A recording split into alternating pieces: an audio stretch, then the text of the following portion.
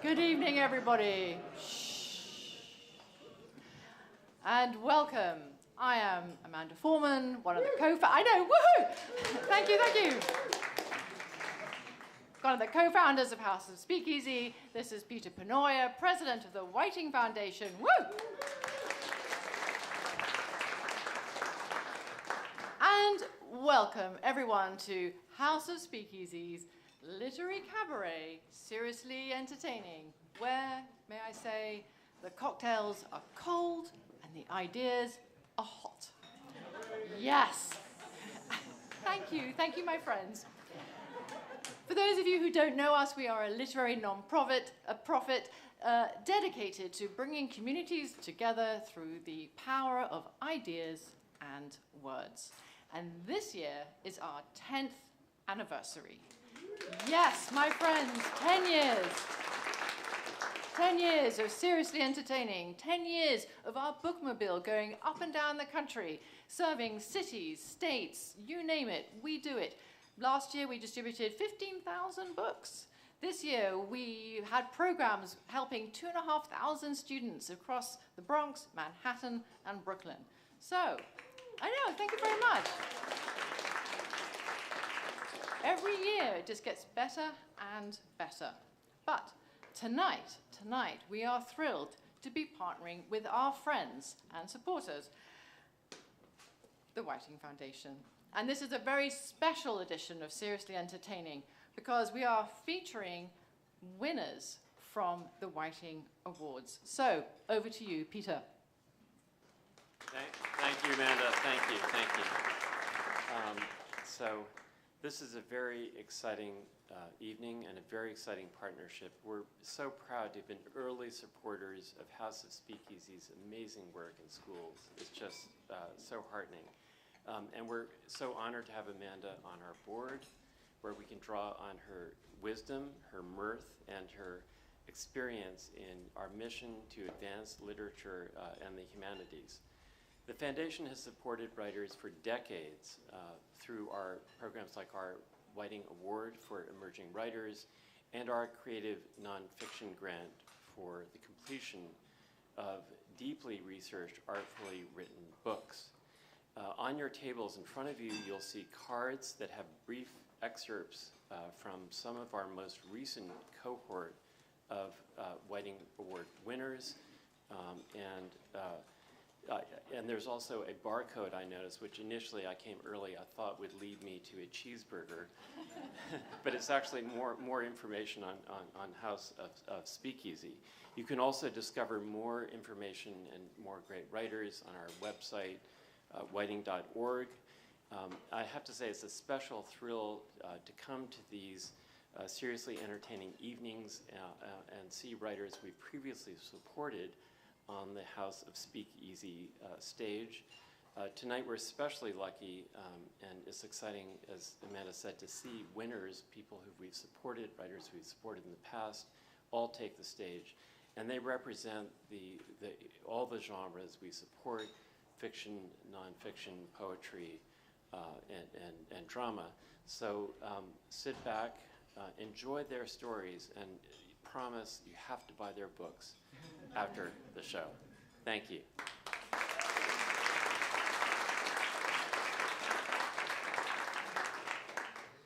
So I think I just should add, because Peter is being incredibly modest about what he's achieved with the Whiting Foundation. It is true, we do have these incredible grants, the Completion Grant, the Emerging Writers Grant, the Small Press Grant. But the other thing that the Whiting does is it has this humanities program. What does that mean? I'll give you one example.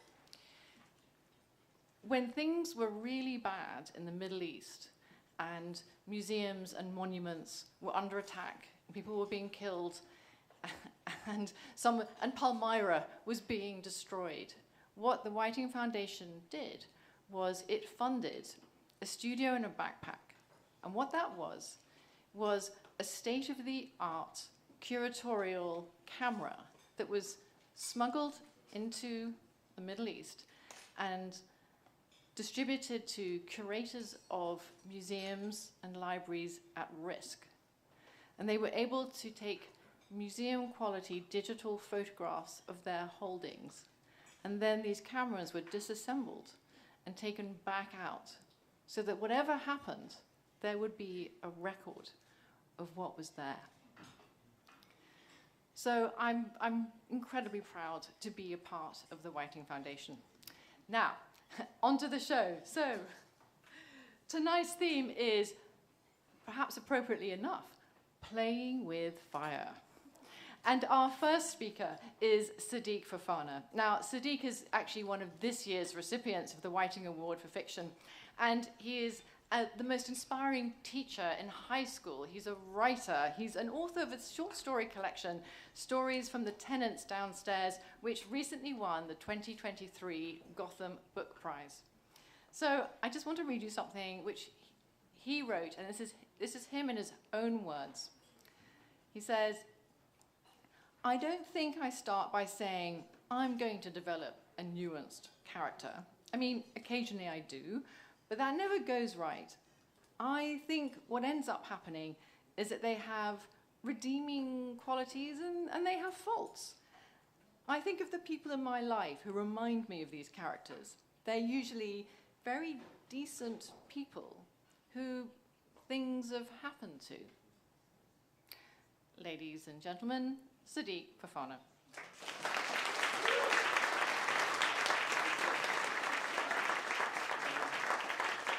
Hello, everyone. Good evening. Good evening. I'm coming straight from school. I taught school earlier today. And so it's so great to be here. And I want to tell you about my writing, and also want to tell you about my teaching experience. I teach in a public school in Brooklyn, and it's most wonderful. I feel like I've learned how to look at people, how to examine them for what they do that's decent, and then sometimes shortcomings. And the thing about being a public school teacher in general, you think there's the classic teacher's pet. And you have this student who is super officious, super responsible, and you think that's the student that teacher likes, but no. And sometimes it's that student that really irritates you, that really makes you work, that you have like this soft spot in your heart for.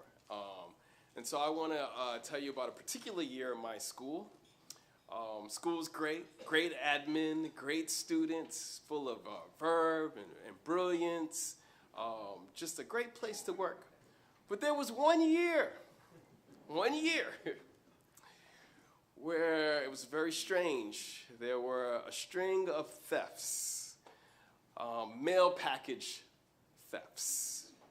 So teachers would get things sent to their classroom, to the building, and between the security desk and their actual classroom, things would just disappear. And it was very strange. And I thought, that's really weird, but it's not my packages. And so,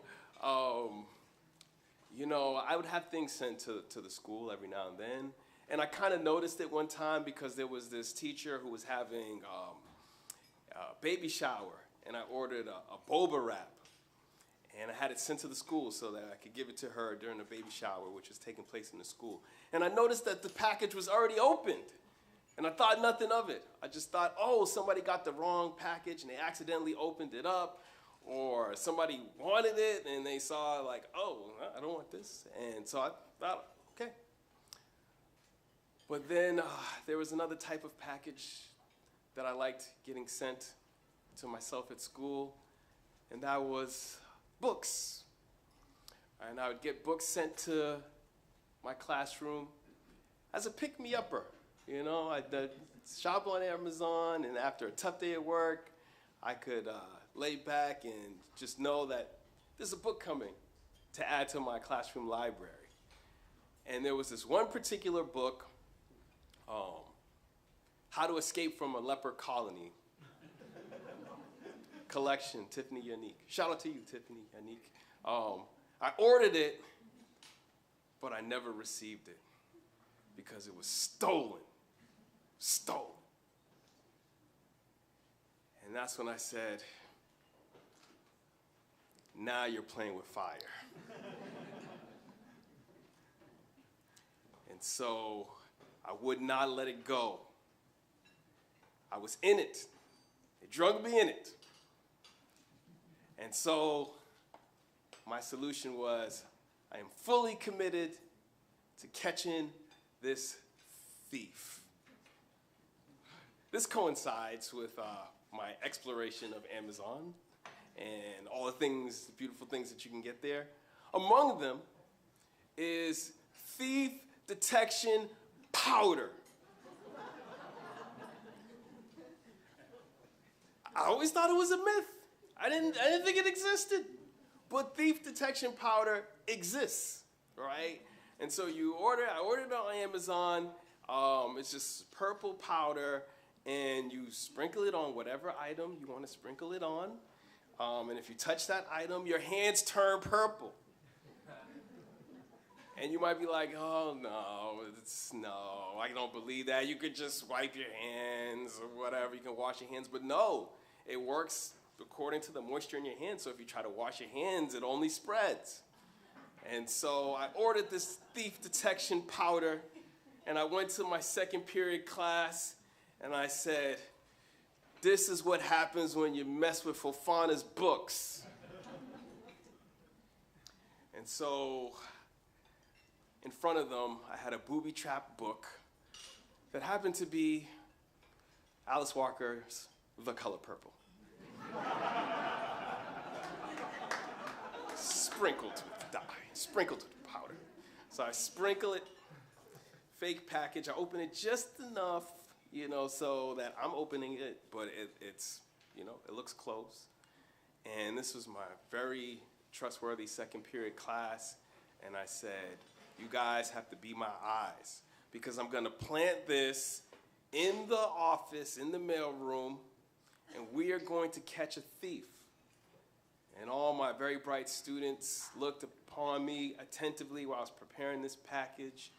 And even one of my students, Janice, she said, I went to her because, every now and then she does like a shift in the mailroom. She's a super responsible girl. So I was like, you know what, just be my eyes on this. We're going to catch someone. I was determined.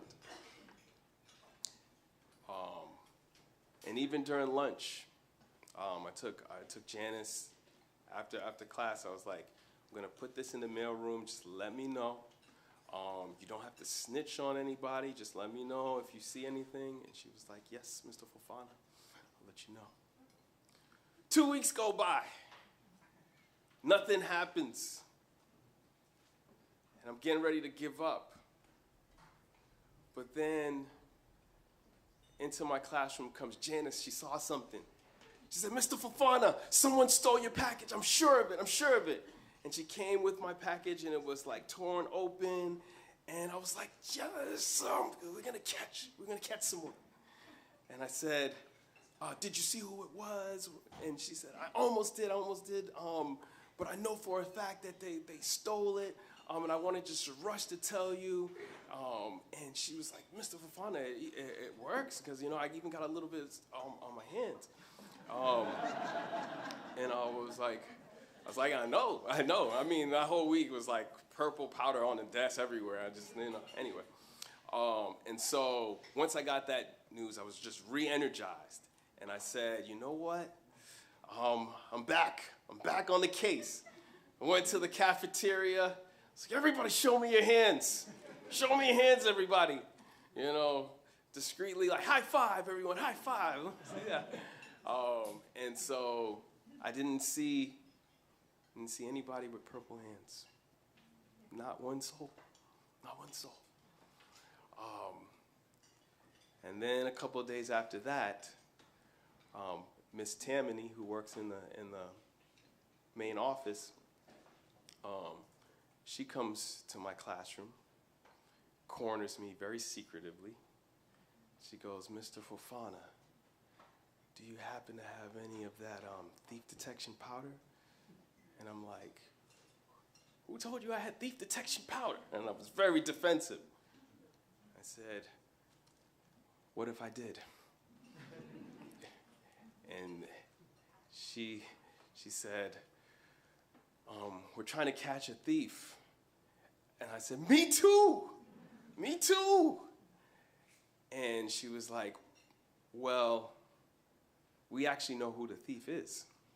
And I was like, all right, let's collaborate. Who is it? Let's talk about it. And she said, it's Janice.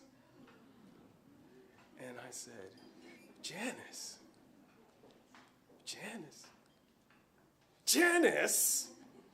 Really, Janice? No. It's Janice. No, it can't be. She's my most esteemed student. No. It's Janice. We've been surveilling her for the last week. We just need the thief detection powder to confirm it. And I said, okay, all right. There it is. So they had been watching her for like a week or two.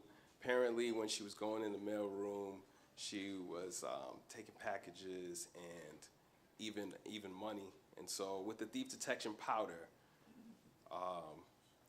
sprinkled some on the bills, and this would be the final confirmation.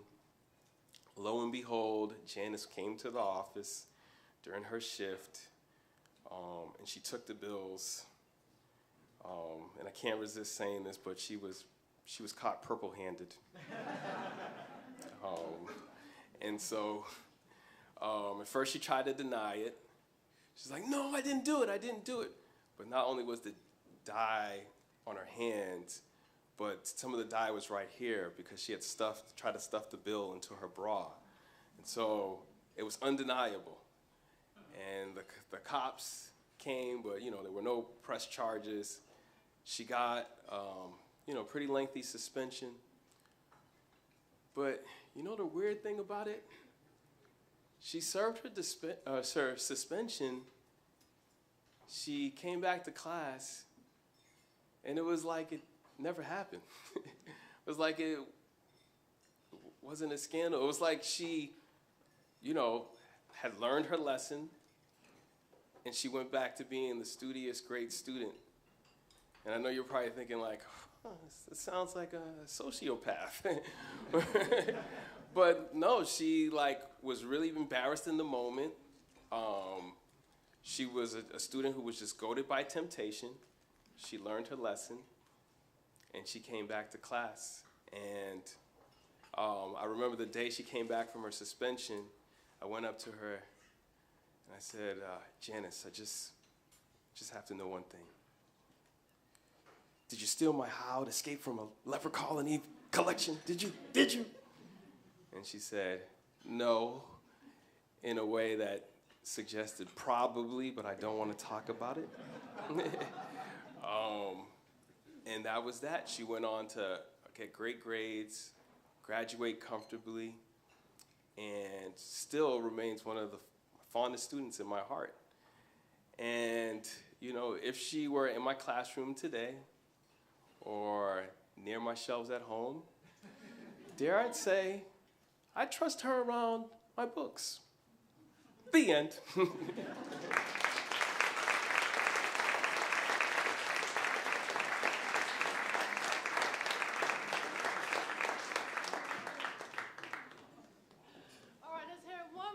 For Sadiq, everybody. Woo! No. You know, funnily enough, one of my kids did something similar at camp. Someone was eating everyone's candy, and so they planted the candy that looks normal but dyes your tongue and teeth bright green. And there was a kind of a similar episode where the girl that you just least expected it turned out to be, you know, a leprechaun inside. And, but the weird thing is, it was not as fun catching the thief as you thought. It was kind of more fun looking for her than it was actually in the discovery. This discovery is sad. The crime is exciting. So, I don't know how Hercule Poirot managed to make it, you know, feel so good. For the rest of us, it's just sad. But, moving on. Our next speaker, our next speaker is the incomparable Mia Chung.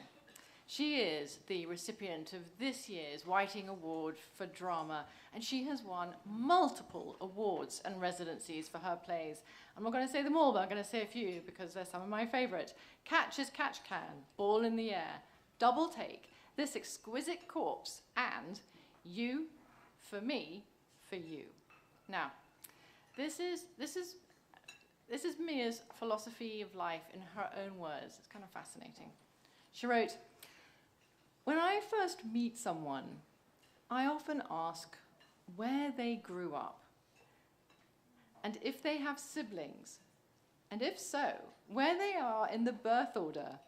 Those are the stakes in each person's vast landscape of identity that I always tack down first, perhaps because they are how I understand myself."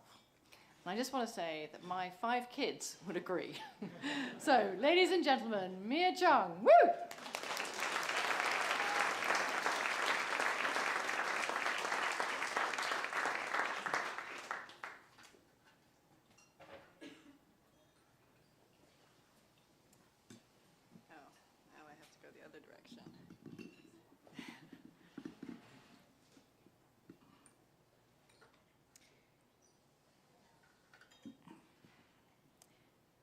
There's a bird, a small bird stuck in my chest, flapping, flapping, trying to get out. And I can get her out. I think I can. But it's going to hurt and bleed and scratch. It's like everything I say or think of saying, these words, some of them the right words, and she flaps harder and harder. But it's taking too long. I'm not always coming up with the right words, and it's happening too fast, and it's a physical thing. It hurts. I can see that the bird flaps and twists. Here's this word or this insight.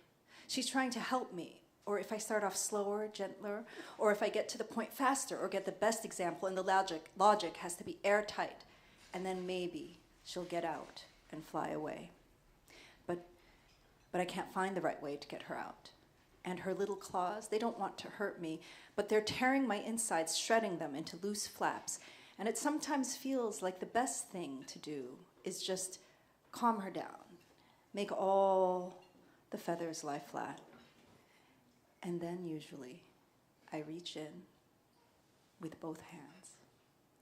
I hold the bird on either side of its neck, and then quick, with a sudden sharp jerk, twisting in opposite directions, and the little bones in the bird's neck give way. They just snap. All those slender tendons and muscles and fibers and vessels just, and it's over. The flapping has stopped. This is a monologue I wrote for a play called This Exquisite Corpse, which is a play from the perspective of a non-native English speaker, a Korean woman. English is not her first language. This is actually the second play I've written in English from the perspective of a non-native English speaker. So when I first started writing, and I realized that I wanted to write several plays written from the perspective of non-native English speakers, I almost gave up writing then and there, because I write in English. And I also have a horrific allergic reaction when I witness quote-unquote broken English rendered badly on stage. I just like break out in hives. So, because it's often sort of general and guttural, and it just sounds fake, and it often is a shortcut for laughs or for sentimentality.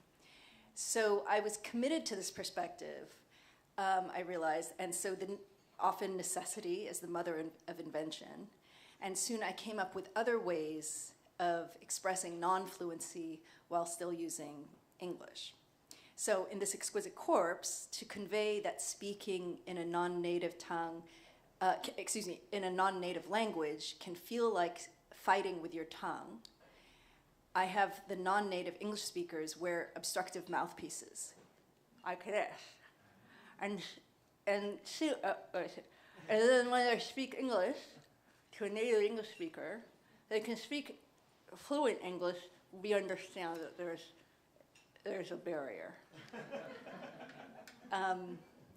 In my play, You for Me for You, a North Korean woman, Junie, is the one we understand best.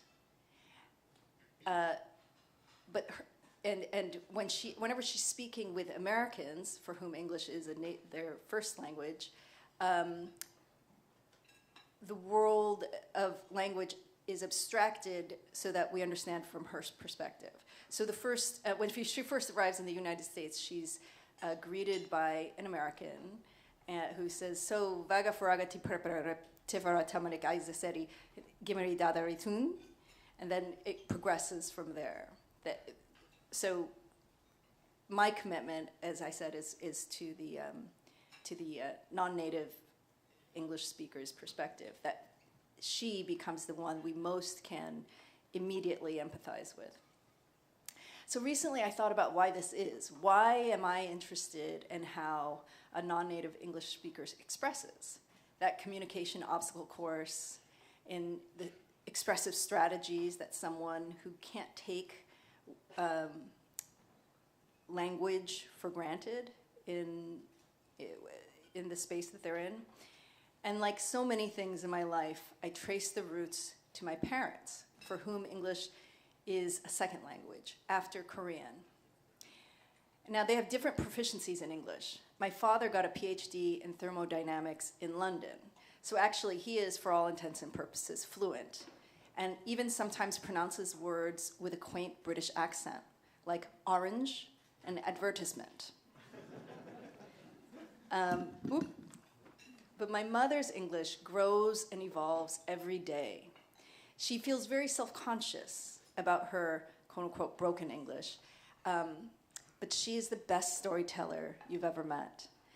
And she's never, her proficiency in English is not a impediment for her, or it doesn't get in the way of her need to express. That's the necessity. So necessity becomes the mother of invention, and she uses metaphor and gesture and different voices, and really, you want to hear a story told by my mother.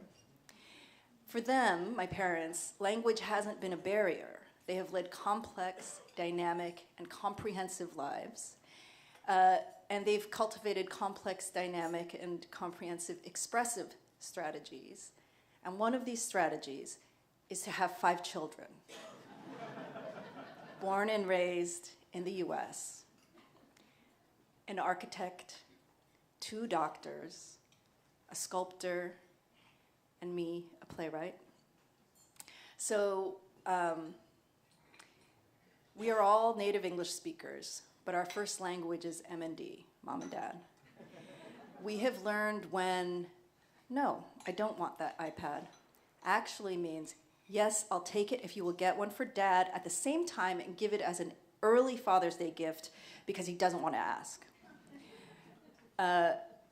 We have learned when a question is an answer, and when your question, what happened during the Korean War, is met with silence, we understand that silence is a nonverbal dissertation on pain. My mother, sort of handles us as sort of like, I mean, she and my father are very supportive of each of our individual independent lives. And also, we are the tools in her chest. So if there's a problem, it depends on the nature of the problem, and she'll sort of take a look and say, okay, this one needs drawing skills and endless patience. Okay, that's for Heather, the architect, and Ted. Then when there's something medical, of course, the two doctors, and it's just a matter of, who's in surgery or not. And then when there's writing involved, lots of letters to lawyers or contractors, that was me. To be proficient in M&D, you learn to listen with your eyes as much as your ears. You use patterns and historical records as much as nouns and verbs to understand that a simple question like, Mia, when are you leaving for New York? Actually means, can we come too?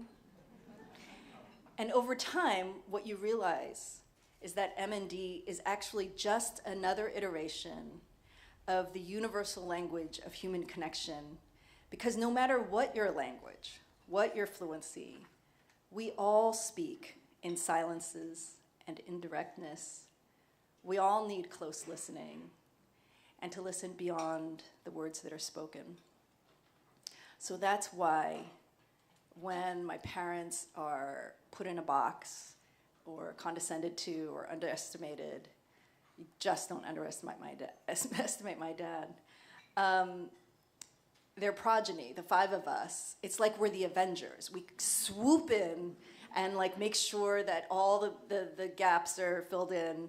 And it to the point where, my mother will have to sort of like, say, okay, back off. I think we made our point. The point is that they aren't saints or blameless victims or paragons of perfection. They're just very much multidimensional human beings that, because perhaps they haven't found the right adverb or adjective or way of pronunciation, can be minimized. So I'll leave you with this final piece I wrote. It's a monologue looking for a play. Sora has recently moved to the US from Asia. She is an English language learner, but she speaks this monologue without a trace of an accent. Within her interior space, after all, she is fluent. When you have plenty to eat, you grow a large forehead and dry clean your clothes, though you have a closet full of scotch, whiskey, and champagne that you wear under your arms to smell like money. For a headache, you can choose memory foam, an allergy shot, or return with free shipping.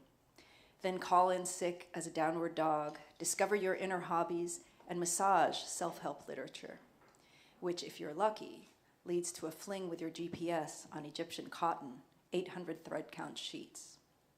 If you feel stress, you take a vacation that shapes your brows and go to the spa, where you meet with a marriage counselor who gives you a cello lesson detox treatment so you can hit the sample sales and try on antidepressants. She's interpreting the US. Thank you so much.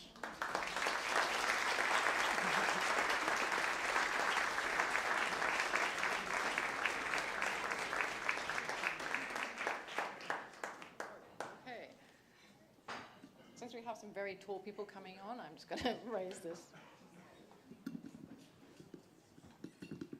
All right, let's hear it one more time for Mia Chung. Woo!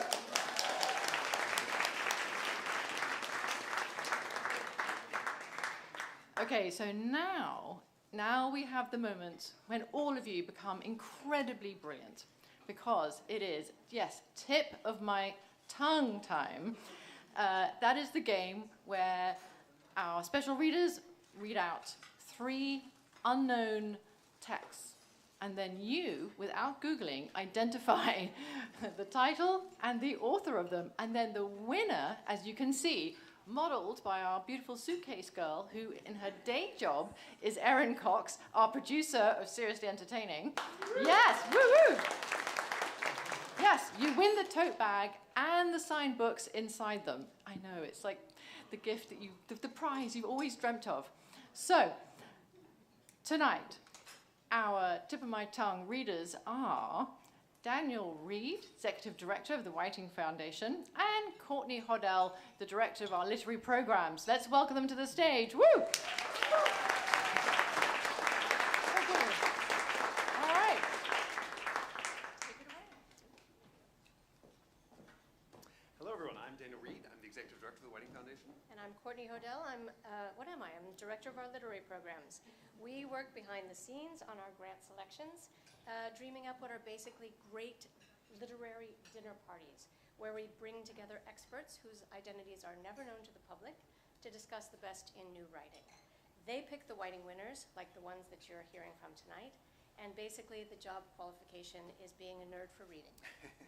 And we nerds love nothing more than quizzes, especially literary quizzes, so we are thrilled to be in the spotlight for once, here to test your literary acumen with these 3 passages. Okay, is everyone ready? Yes. Text number 1, it was a pleasure to burn. With his symbolic helmet, numbered 451 on his stolid head, and his eyes all orange flame with the thought of what came next, he flicked the igniter, and the house jumped up into a gorging fire that burned the evening sky red and yellow and black. He strode in a swarm of fireflies. He wanted, above all, like the old joke, to shove a marshmallow on a stick in the furnace while the flapping, pigeon-winged books died on the porch and lawn of the house, while the books went up in sparkling whirls and blew away on wind turned dark with burning. All right, second passage. It was on a dreary night of November that I beheld the accomplishment of my toils. With an anxiety that almost amounted to agony, I collected the instruments of life around me, that I might infuse a spark of being into the lifeless thing that lay at my feet. It was already 1 in the morning. The rain pattered dismally against the panes, and my candle was nearly burnt out, when, by the glimmer of the half-extinguished light, I saw the dull, yellow eye of the creature open. It breathed hard, and a convulsive motion agitated its limbs. How can I describe my emotions at this catastrophe, or how delineate the wretch whom with such infinite pains and care I had endeavored to form? Last text, number 3. You don't care for me. I don't care about that. Got a new fool, ha. I like it like that. I have only one burning desire. Let me stand next to your fire. Let me stand next to your fire. So those are the 3 texts. They're on the screen behind us as well, I believe. So all you have to do is identify the author and the work. So cue the Jeopardy music, and good luck to all of you. Thank you very much. So now we're going to have a short intermission, and as you can see on your table, there is a card. Write your answers on the card. We'll come and collect them. And again, the lucky winner gets a tote full of signed books, and the rest of you get to buy the books outside, and it supports House of SpeakEasy. See you in a few minutes. Thank you.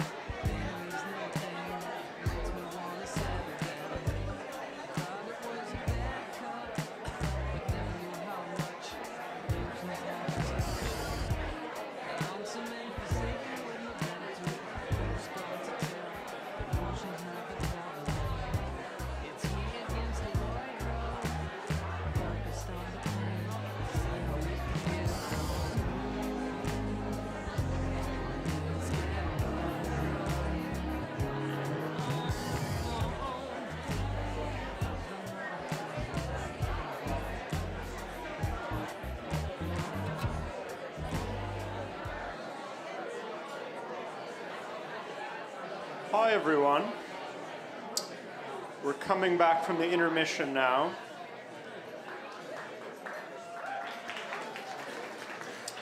Ready for the second half of the show, Playing with Fire. Things are heating up in here.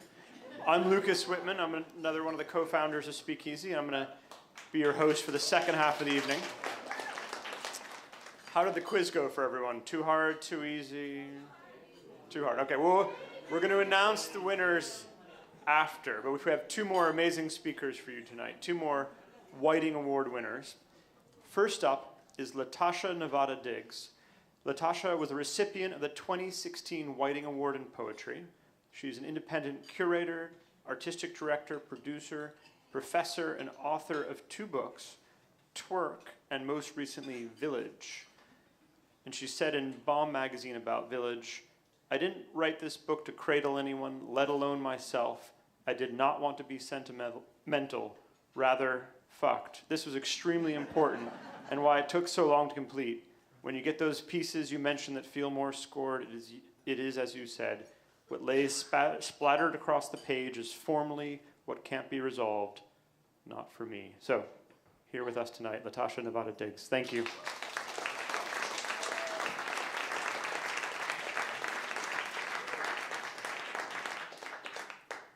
Howdy.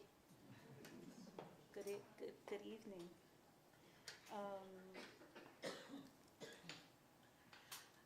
have to pause for a second because I like this stage because you can be serious and you can be foolish.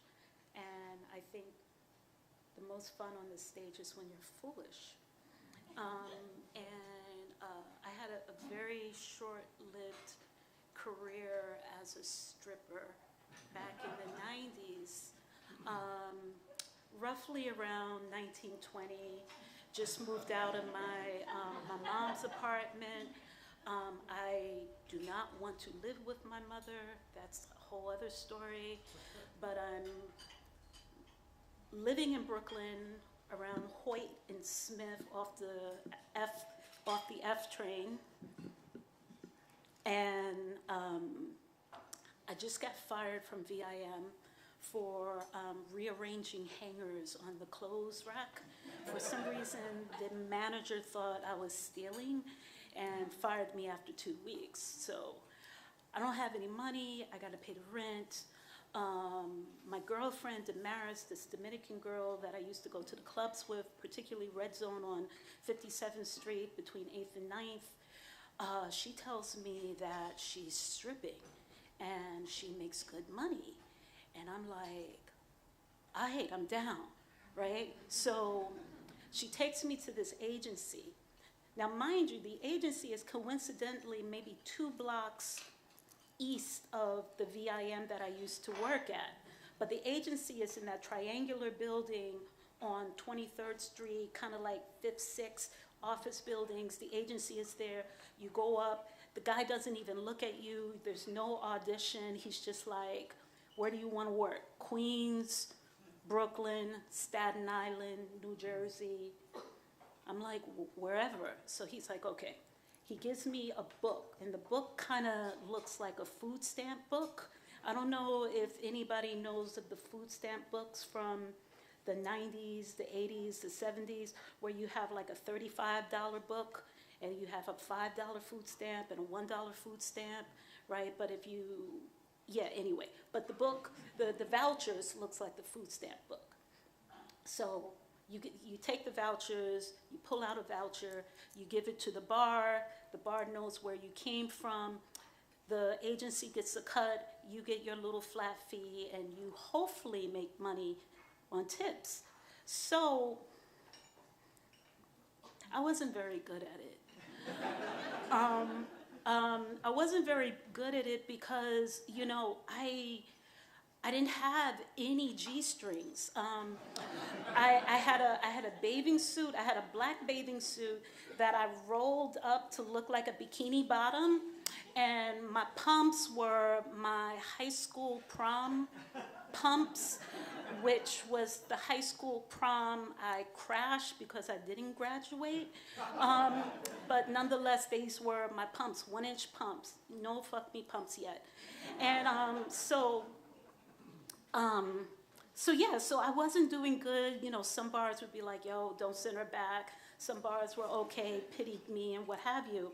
But, you know, the main thing was I was making a little bit of money so I could pay the rent for this apartment that I had with my best friend Zara, who is this Danish and Bronx Jew girl from the West Village. And that's another story. And so, yeah, I'm doing it and stuff. But 3 weeks in, I break the golden rule. The golden rule is you never, never, never, never, never, never, never, never go anywhere outside of the bar with a customer. He invites you to dance for him? No. Decline, decline, decline, decline. Right? Which brings me to big penises. So big penises, big dicks. It feels more right now to say dick than penis. But I'm talking like big dicks, like phallic statue dicks. Phallic statues from Korea, from Africa, from South America, from Alaska, like, you know, these dicks that are like anatomically, like, they don't make any sense, right? It's just like, how is the dick this big and you this big, right? And, you know, like the dicks that you saw in like the 1976 movie Caligula starring Peter O'Toole and fucking Michael McDonald and Helen, who's that actress, that British actress? Guerin, she was the whore. And so, yeah, she was. That's what she was in it. And, you know, and it was co-produced by Penthouse, so go figure. But like, yeah, the dicks in that movie I'm talking about. And I break the golden rule, and there's this one customer, one bar, Astoria, Queens. He asked me, a little short Dominican guy, about this high. He's like, yo, can you come to my place and dance for me? And naively, I'm like, yeah, sure, right? I'm like, how much? He's like, 200. I'm like, okay, all right. You know, it's just like, I got to pay the rent. I just splurged on Depeche Mode tickets. Me and Zara bought a big, you know, full color TV, you know, and it's just like, I need the rent. So I go with him, and we get to his apartment. It's a second floor walk up, small apartment. Not much I can remember about it, maybe some plastic over the furniture, but I might be embellishing at this moment. And so it's like I get undressed, you know, I got my little bathing suit, you know, ringed up. I still have, I forgot to tell you, I had a wig, straight hair black wig with a bang, and my stripper name was Coco. And every stripper's name is Coco. I don't know why. Coco seems easy. I don't know. Coco, Mimi, Kiki, Boo Boo. I don't know. But anyhow, so he goes somewhere. I'm getting ready to do my dancing and stuff. And like he comes back and his hands are on my hips and he's trying to kiss me. And I'm like, no. I don't do that. And he's like, no, that's what you're here for. That's what I'm paying you for. And I'm like, no, I'm here to dance. And he's like, no, you're here to fuck me. And I'm like, oh shit, fuck. And so I start crying, and whimpering like a mouse, and I'm afraid to scream, right, because I don't know what to do. And he leaves the room and he comes back in, with this big ass knife, and now he's butt naked with this big ass dick. Henceforth, the phallics, right? It's like this is actually true. There are individuals with dicks this big and they that big. And I'm like, oh fuck. So I'm crying, I'm whimpering, I'm afraid to scream because I'm like, okay, if I scream, he might cut me. So I'm like, okay, I'm not going to scream, but I'm whimpering and whimpering. And so then what happens? He goes, lay down, lay down. So I go and lay down, right? But he doesn't realize that I have really strong thighs. And so he's trying to split me apart, and I'm like, nope.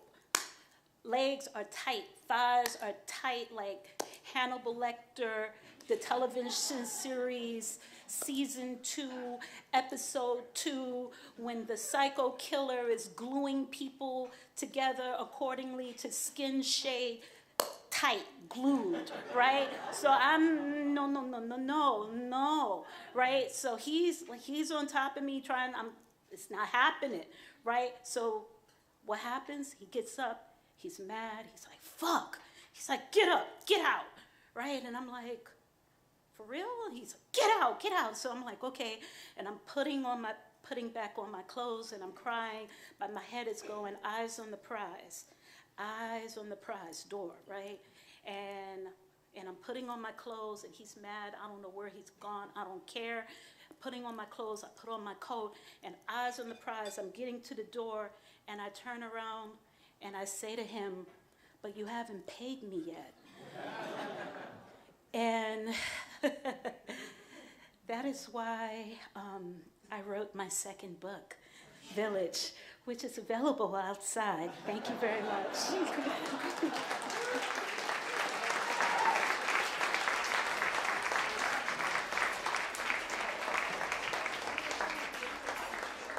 Another round of applause for Latasha. Thank you so much for sharing that story.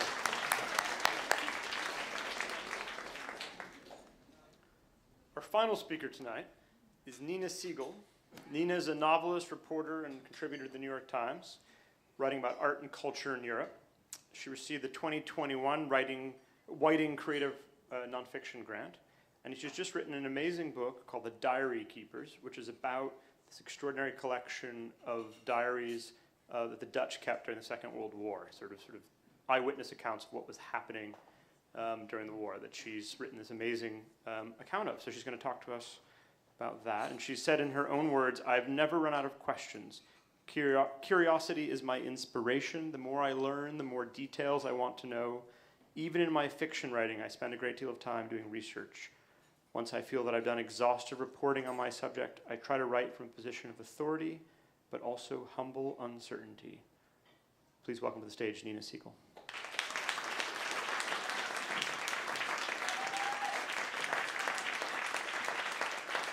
Thank you, The Whiting, and thank you to Joe's Pub. It's such an honor to be here. I'm going to tell you a story about Miriam Bohl. On March 28, 1944, the crackling voice of Gerrit Bolkestein, the Dutch Minister of Arts and Culture for the Netherlands, came across the airwaves on Radio Oranje from London, the broadcast station of the Dutch government in exile. He asked his countrymen to save their diaries and letters because after the war, he promised he would set up an institute to collect the letters and use them for historical research. History cannot be written on the basis of official documents and decisions alone, he said. If our descendants are to understand fully what we as a nation have had to endure and overcome during these years, then what we really need are ordinary documents, diaries, letters. One of the people who was listening to that radio broadcast was Anne Frank. She was in an attic in the Prinsengracht, where she had been living with her family for nearly 2 years. She said, she wrote in her diary the next day that everybody pounced on her diary immediately. She had the idea that she would scrap the diary she'd been working on, which she had called Kitty, and that she would start writing a novel. The novel that she was going to write was called The Secret Annex. The title alone would make people think it's a detective story, she wrote. 10 years after the war, people would find it very amusing to read how we lived, what we ate, and what we talked about as Jews in hiding. As Bolkestein had promised, 3 days after the liberation of the Netherlands, they set up an institute called the National Institute for War Documentation. Now it's called NIOD, the War, Holocaust, and Genocide Studies Institute. And, oh, go back to the last one. Oh, sorry. This is the institute today. And in the early part of the 20th century, it was a bank. And so it has a massive bank vault in the basement, which is where they keep the archive of diaries and letters. The vault includes, this entire wall is full of diaries, and that's Renee Koch, one of the researchers who introduced me to the collection in 2019. Every one of those folders contains a diary that was written by a person from the Netherlands during the war period, and some of them, and they're from all kinds of people, all walks of life, farmers, housewives, teachers, politicians, NSB'ers, which means people from the Dutch Nazi Party, also Jews who were in hiding, like Anna Frank, which is, her diary is included in this collection as well, and various other diaries. So for my book, I chose 7 diaries from this collection. Here are some of the examples. The tall stack of diaries is 18 volumes of a diary that was kept by a Dutch policeman who joined the Nazi Party. And he wrote about his experiences rounding up resistors and a lot of violence that he, he was a part of. The one to the top right is a diary written by Philip Mechanicus, who was a Jewish journalist in his mid-career, who was in Westerbork camp for 17 months and kept an extraordinary diary documenting the camp life during that period. And the one on the bottom right is written by a grocery store owner in Apa who, at a certain point in the war, realized the threat to Jewish people and started hiding them in little cottages in the woods near where she lived. And she managed to hide more than 100 people and save more than 70 lives.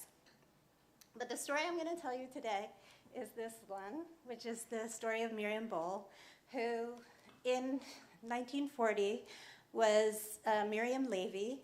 She was 22 years old when the Germans bombed the Netherlands, and she was engaged to a young man who was a Zionist, and he had left for Palestine 2 years before.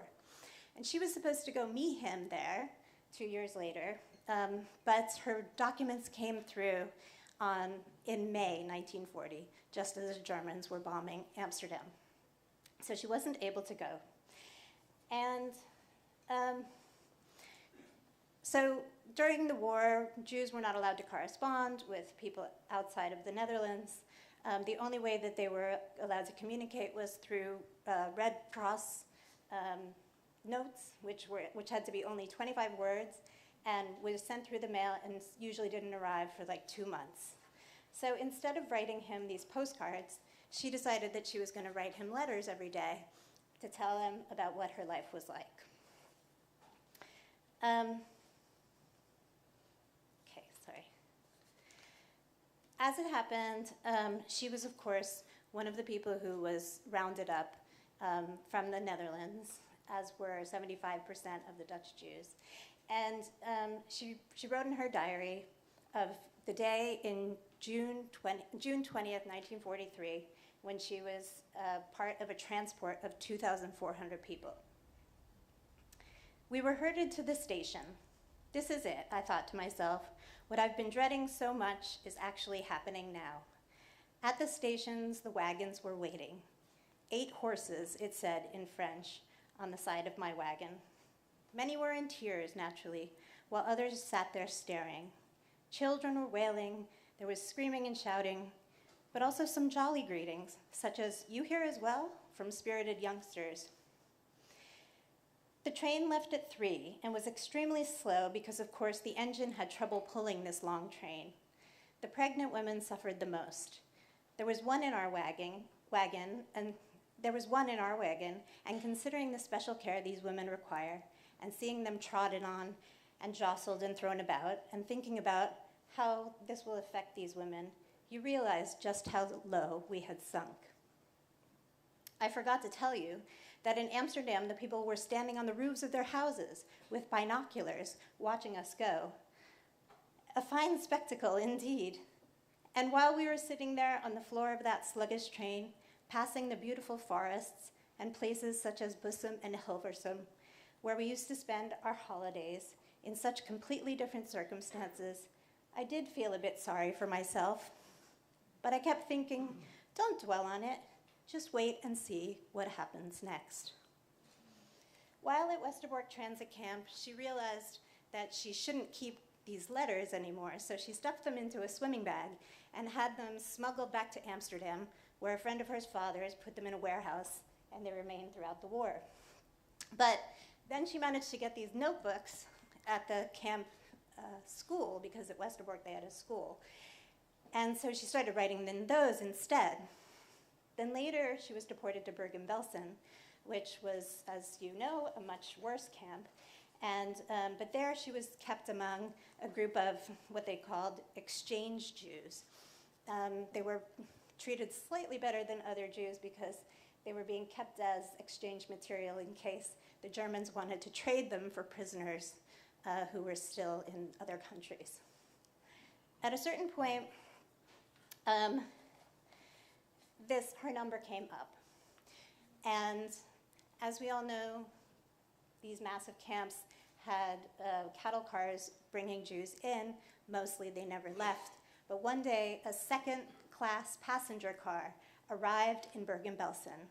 And that train was ready to take a select number of Jews, 222 to be exact, out of Bergen-Belsen and bring them to Palestine in exchange for the same number of German Templars who were living there. So this train had velvet seats. You could book your luggage before you left. It had food, sausages, and other things. And Miriam really knew that this was a miracle. This was her chance to escape, her chance to leave hell. But instead of just going, she played with fire. She decided that she wanted to save the diaries that she'd been working on during the time that she'd been in Bergen-Belsen. So she put them into a T-shirt, and then she rolled them up the T-shirt and threw it over the fence while the Nazis were busy looking at everybody's luggage. And so she managed to go through the security while everybody else's documents were being thrown into a pile behind them. And she ran quickly over and picked up these letters in her satchel, as she called it, and managed to get them out of the camp and on her way with her to Palestine. They traveled for 12 days from June 29th to July 10th, 1944, through burning Europe, from Bergen-Belsen, through Germany, through Hungary, through Yugoslavia, above the Danube, through Turkey to Constantinople, where they got on a boat and sailed across the Bosphorus to Palestine. Thursday, July 6th, 1944. We are living a fairy tale. At the moment, we're on a boat sailing on the Bosphorus. Beautiful houses, too exquisite for words, and the water a shade of blue I never thought I would see. This is one big adventure.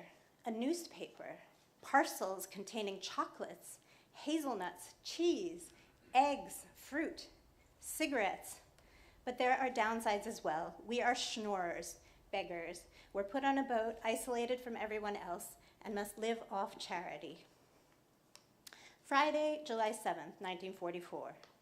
The Golden Horn, mosques, the Sultan's Palace, donkeys laden with baskets, beautiful round-bodied pitchers with narrow necks, lovely boats and sailing ships, but most impressive of all, the blue, blue water.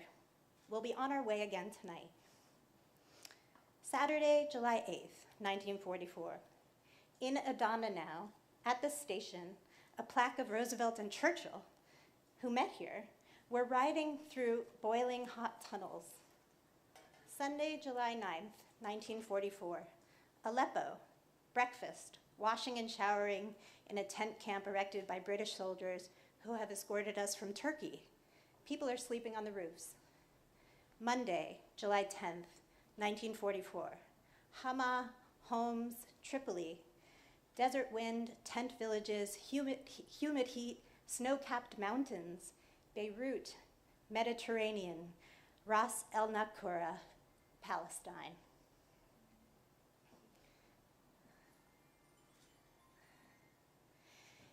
Miriam Bohl, we could go to next one. Miriam Bohl had reached the grand old age of 105 when I met her in Jerusalem in 2022.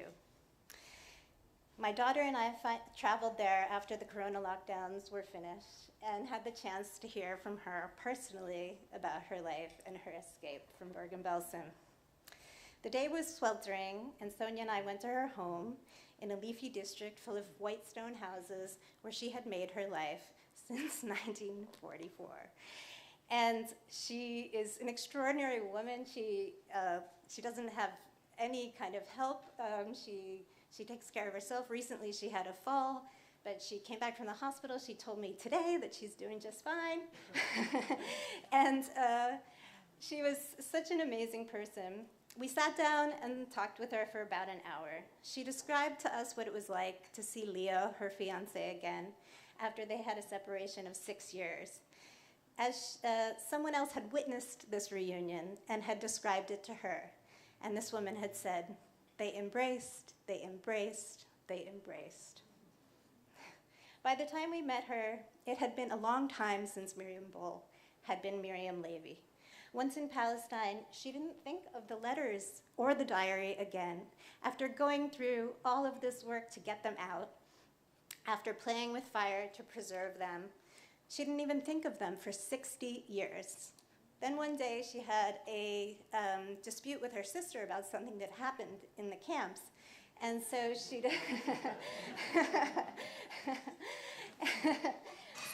said, well, I have evidence. And she said, we can go fact check. And her sister hadn't even known that she had saved the diaries. So they went and found them. And they checked this fact in the diary, and she realized that there was a lot of material in here that was worth preserving and worth telling. So ultimately, she went back to the NIOD and had them saved and published them. And then what was interesting to her was that people were still interested in the war. She said, why do people still talk about this? It was so long ago. There were so many things she could think about in her life after these letters she told me. When the war was over, we had 3 kids to raise. My husband got work. I got work. I wanted to start a new life. I didn't want to read those letters anymore. The war in the Netherlands had lasted 5 years, which was a long time for a war to live through it. But she had lived 105 years. So the rest of her life was 100 years.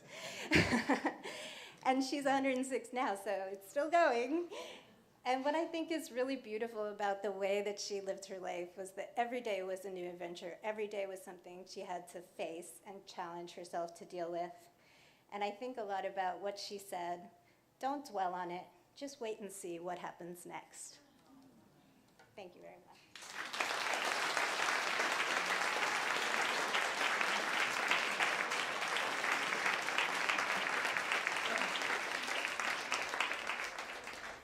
Thank you, Nina, for that beautiful note to end on.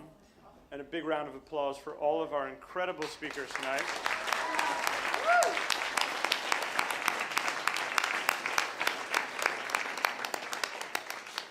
And a big thank you to the Whiting Foundation for making this evening possible and for all of the amazing award winners.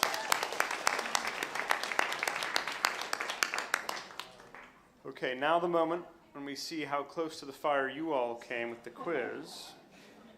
We have a couple of winners, and so when that happens, unfortunately, only one can go home with the book bag. So we're going to pick, okay? Well, do you want the answers first or the winner first? Answers. Oh, you want the answers. You want the answers. Okay. So the first passage, Fahrenheit 451 by Ray Bradbury. The 451 in the passage was the giveaway. Number 2, Frankenstein by Mary Shelley. And number 3, Fire by Jimi Hendrix. Come on, baby.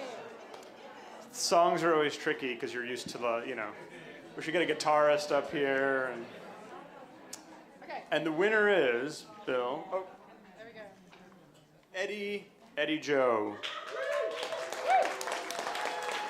Meet us out front at the end to collect your prize. Speaking of which, the authors will be outside signing at the end of the show. Buy a book, support them, ask them questions, get your favorite book signed. And a huge thank you all to joining us tonight. We'll be back on this stage on June 6th with an amazing lineup. Janine DeGiovanni, Daniel Ney, Ivy Pochada, and Elliot Schreifer for a night of all that glitters. Look forward to seeing you on June 6th. Thank you very much.